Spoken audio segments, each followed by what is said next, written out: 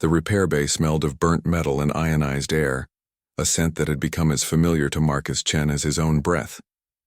For 15 years he had worked in the Outer Rim Station, fixing everything from transport shuttles to mining drones, earning a reputation as the human who could repair anything.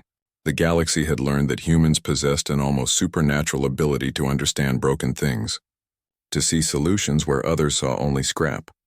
The small figure appeared in his doorway just as the binary suns began their descent beyond the station's viewport.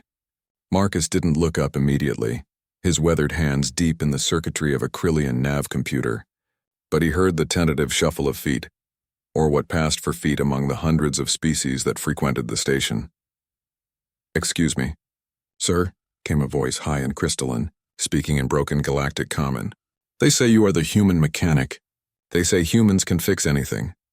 Marcus grunted, still focused on the delicate rewiring before him. "They exaggerate, but I do my best. What's broken?" There was a pause, longer than necessary, filled with something Marcus's instincts recognized immediately, the weight of something more than mechanical failure. "Sir," the voice came again, trembling now, "I don't have a father. Could you repair this?" The words hit Marcus like a physical blow. His hands froze mid-movement, and slowly, very slowly, he looked up. Standing in the doorway was a Veshkari child, no more than 7 cycles old by human reckoning. The species was rare this far from the core worlds, known for their bioluminescent skin that shifted colors with emotion. Right now, the child glowed a deep, sorrowful blue. In its small, 3-fingered hands, it held a small holoprojector, ancient and cracked, with wires spilling from its broken casing like mechanical entrails. Marcus set down his tools carefully, his engineer's mind already cataloging the damage to the device even as his heart processed the child's words. "Come here, little one," he said softly, switching to the simplified dialect most young aliens could understand. The Veshkari child approached hesitantly, its large dark eyes fixed on Marcus with desperate hope. Up close, Marcus could see the threadbare condition of its clothing, the way its skin flickered unevenly. Signs of malnutrition among its kind. "What's your name?" Marcus asked, taking the holoprojector gently. "Vexley," the child whispered. "My father. He made this before he died. Last cycle. It had his voice, his image. But I dropped it and now it won't work. And I can't hear him anymore, and I—" The words tumbled out in a rush before breaking into soft, musical sobs. Marcus felt the familiar tightness in his chest, the same feeling he'd had countless times in his career, but never quite like this.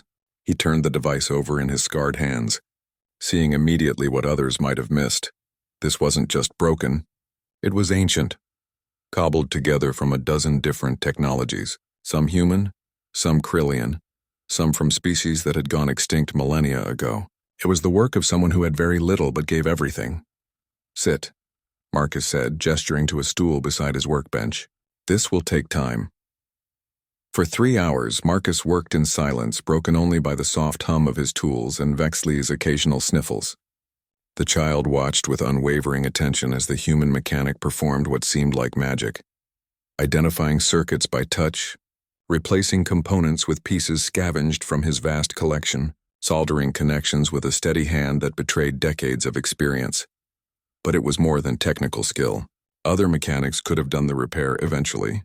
What made Marcus different, what made humans different in the vast tapestry of galactic civilization, was something else entirely. It was the way he handled the device as if it were made of glass and dreams, the way he tested each connection twice, 3 times to ensure perfection, the way he cleaned every surface, polished every panel, treating this broken holoprojector like it was the most important object in the universe. Because right now, to Vexley it was. Finally, Marcus made the last connection. The holoprojector flickered, sparked once, and then light bloomed in the dimness of the repair bay and a figure materialized above the device. A tall Veshkari male, glowing warm orange with love, his voice emerging strong and clear. "Vexley, my little star, if you're seeing this, then I am gone." "But I want you to know," Vexley gasped, its skin exploding into brilliant gold, the color of joy among its people. Tears streamed down its face as it listened to words it had feared lost forever. Marcus quietly stood and moved to the far end of his workshop, giving the child privacy with its father's memory. He busied himself organizing tools that didn't need organizing, his own eyes suspiciously bright.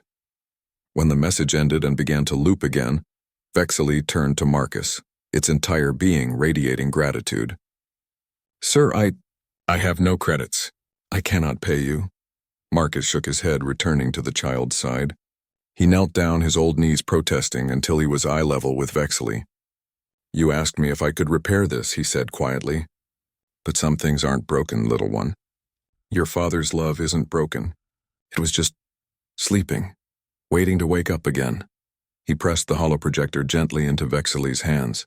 "Guard it carefully, and if it ever stops working again, you come find me. Understand?" Vexley nodded vigorously, clutching the device to its chest. "Why?" it asked the universal question. "Why do humans care so much about fixing things? My mother says your people are strange that way." Marcus smiled, a sad, knowing expression that carried the weight of his species' history. "Because," he said, "we've been broken too. Every human knows what it's like to have something precious shatter, to lose what can't be replaced. We fix things because we know what it means to need something fixed. We care because caring is what makes us human." As Vexley left the repair bay, glowing bright white with hope renewed, Marcus returned to his workbench. The Krillian nav computer waited, just another broken thing in a universe full of them. But he had repaired something far more important today. And in the grand equation of existence, perhaps that was what humans did best, not just fixing machines, but mending the broken places in the hearts of those who had lost hope. In a galaxy of countless species, each with their own strengths and wonders, humanity had claimed this as their gift, the stubborn, relentless refusal to let anything or anyone remain broken if they could help it. Marcus picked up his tools and got back to work. There were always more things to fix,